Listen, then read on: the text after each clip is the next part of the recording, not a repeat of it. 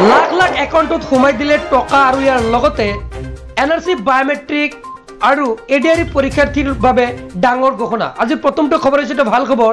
লাখ লাখ লোকৰ একাউণ্টত জমা হল ধন। 43,29,879 গৰাকী হিতাধিকাৰীৰ একাউণ্টত জমা হল ধন। অৰুণোদয় হিতাধিকাৰীৰ একাউণ্টত জমা হল ধন। বৃদ্ধ পেঞ্চনৰ হিতাধিকাৰীৰ একাউণ্টত জমা হৈছে এই ধন। বিধৱা বৃদ্ধ দিব্যাংগ আঁচনিৰ হিতাধিকাৰীয়েও লাভ কৰিছে ধন। পুৱাতে হিতাধিকাৰীৰ বাবে চৰকাৰে মোকলাই দিলে এই ধনসমূহ। আপুনি পৰীক্ষা কৰক একাউণ্ট হয় যিহেতু টকা ৰিলিজ কৰি দিছে। পৰৱৰ্তী খবৰ, এনআৰসি বায়োমেট্ৰিক দিয়া সকলৰ বাবে আহি গ'ল ডাঙৰ নিৰ্দেশনা। হয়, এনআৰসিত যিসকলে বায়োমেট্ৰিক দিছিলে ইয়াতে কোৱা আছে কেৱল ৰাজ্যৰ এনআৰসি বায়োমেট্ৰিক যি এনআৰসি আবেদনকাৰী আছিলে তেখেতসকলৰ আধাৰ প্ৰদান কৰিব। খিলঞ্জীয়া জনগোষ্ঠীৰ ভূমিৰ অধিকাৰ সুৰক্ষিত কৰিবলৈ ৰাজ্যত জনজাতি বেল্ট আৰু ব্লক সৃষ্টিৰ বাবে আইন অনা হৈছে আৰু কঠোৰ শাস্তিৰ জৰিয়তে লাভ জেহাদৰ গোচৰসমূহ মোকাবিলা কৰিবলৈ কঠোৰ আইন আনিছে। হয়, যদি এনআৰসি বায়োমেট্ৰিক দিছে তেন্তে আপুনি লাভ কৰিব আধাৰ কাৰ্ড, অতি শীঘ্ৰেই লাভ কৰিব। পৰৱৰ্তী খবৰটো যেটা ডাঙৰ খবৰ যে অৰুণোদয় আঁচনি 3.0 বাবে আবেদন প্ৰক্ৰিয়া আৰম্ভ হ'বলৈ গৈ আছে আৰু আপুনি অৰুণোদয় আঁচনি 3.0 বাবে আবেদন কৰিবলৈ ৰেচন কাৰ্ড থকাটো বাধ্যতামূলক আৰু আধাৰ কাৰ্ড কিন্তু থাকিব লাগিব। আধাৰ কাৰ্ড বেংক একাউণ্টৰ সৈতে লিংক থাকিব লাগিব আৰু 1 ফেব্ৰুৱাৰীৰ পৰা আপোনালোকে এই টকাসমূহ লাভ কৰিব, অৰ্থাৎ 10 ফেব্ৰুৱাৰীৰ দিনা একাউণ্ট যোগে লাভ কৰিব অৰুণোদয় 3.0 আঁচনিৰ টকা। আৰু আবেদন কৰক। আবেদনৰ বাবে নথিপত্ৰসমূহ মই জনাই আছোঁ। 1 নম্বৰত আধাৰ কাৰ্ড লাগিব, 2 নম্বৰত ৰেচন কাৰ্ড বাধ্যতামূলক আৰু 3 নম্বৰ ভোটাৰ আইডি কাৰ্ড আৰু 4 নম্বৰ 1 কপি পাছপোৰ্ট আকাৰৰ ফটো, 5 নম্বৰ বেংক একাউণ্ট। এইসমূহৰ সৈতে কিন্তু আপুনি আবেদন কৰি আপোনাৰ পঞ্চায়তত জমা দিব লাগিব। পৰৱৰ্তী খবৰ হৈছে মুখ্যমন্ত্ৰী মহিলা উদ্যমিতা অভিযান, অৰ্থাৎ সেল্ফ হেল্প গ্ৰুপৰ মহিলাসকলৰ বাবে আহি গ'ল ভাল খবৰ।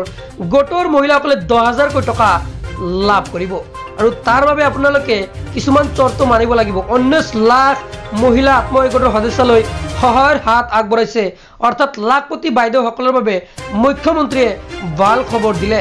এই অতি শীঘ্ৰে বেংক একাউণ্টত সোমাই পৰিব 10,000কৈ টকা। তাৰ বাবে বেংক একাউণ্ট আধাৰ কাৰ্ডৰ সৈতে লিংক কৰি ৰাখিব লাগিব আৰু আপুনি বেংক একাউণ্টত কিন্তু এই 10,000 টকা লাভ কৰিব। সেয়েহে আপোনাৰ জিঅ'মো গাইডলাইন বান্ধি দিছে, অৰ্থাৎ টকালৈ কিন্তু বেলেগ আপুনি ঋণ দিব নোৱাৰিব আৰু টকালৈ গৃহকক দিব নোৱাৰিব। টকালৈ যিকোনো এখন ব্যৱসায় কৰিব লাগিব। যিকোনো এখন ব্যৱসায় কৰিলেহে আপুনি লাভ কৰিব টকা। আৰু কেতিয়া লাভ কৰিব টকা মই নেক্সট ভিডিঅ' লৈ আহিছোঁ, সবিশেষ জনাই দিম। পৰৱৰ্তী খবৰ, এডিআৰই পৰীক্ষাত অৱতীৰ্ণ হ'বলগীয়া প্ৰাৰ্থীৰ উদ্দেশ্য নিৰ্দেশনা বুলি দিয়া হৈছে, অৰ্থাৎ নিৰ্দেশ কিন্তু দিছে। অৰ্থাৎ যদি আপুনি এডিআৰই পৰীক্ষা দিব তেন্তে কি নিৰ্দেশনা আপুনি মানিব লাগিব চাই লওক। পৰীক্ষা কেন্দ্ৰ 100 মিটাৰৰ ভিতৰত প্ৰৱেশ কৰিব নোৱাৰিব অভিভাৱক, অৰ্থাৎ গাৰ্জেনসকলে কিন্তু যাব নোৱাৰিব। প্ৰাৰ্থীয়ে পৰীক্ষা কেন্দ্ৰলৈ কেৱল এডমিট কাৰ্ডহে নিব পাৰিব। তাৰপিছত পৰীক্ষা কেন্দ্ৰলৈ কলা কলম, পেঞ্চিল, স্কেল লগত নিব পাৰিব। পৰিচয় পত্ৰ, ATM, ড্ৰাইভিং লাইচেন্স আৰু ন্যূনতম নগদ ধন নিব পাৰিব। মোবাইল ফোন, যিকোনো ধৰণৰ ইলেক্ট্ৰনিক সঁজুলি নিব নোৱাৰিব আপুনি পৰীক্ষাৰ হলত। স্মাৰ্ট ঘড়ী, স্বাস্থ্য band, electronic pen, scanner, earphone নিব নোৱাৰিব আপুনি পৰীক্ষাৰ হলত। কেলকুলেটৰ, পেন ড্ৰাইভ, কাগজৰ টুকুৰা নিব নোৱাৰিব। এইবাৰ পৰীক্ষাত ভুল উত্তৰৰ বাবে ঋণাত্মক নম্বৰ আছে। OMR চিহ্নিত কৰাৰ সময়ত প্ৰাৰ্থীসকলক সাৱধান হ'বলৈ পৰামৰ্শ দিছে, অৰ্থাৎ আপুনি যিটো OMR চিট ফিল আপ কৰিব সেইটো কিন্তু সাৱধানে ফিল আপ কৰিব। তাৰপিছত পৰীক্ষাৰ নীতি উলংঘা কৰিলে 3 বছৰলৈ জেল, জৰিমনাৰ সন্মুখীন হ'ব। হয়, এইকেইটাই আছিলে নিয়ম।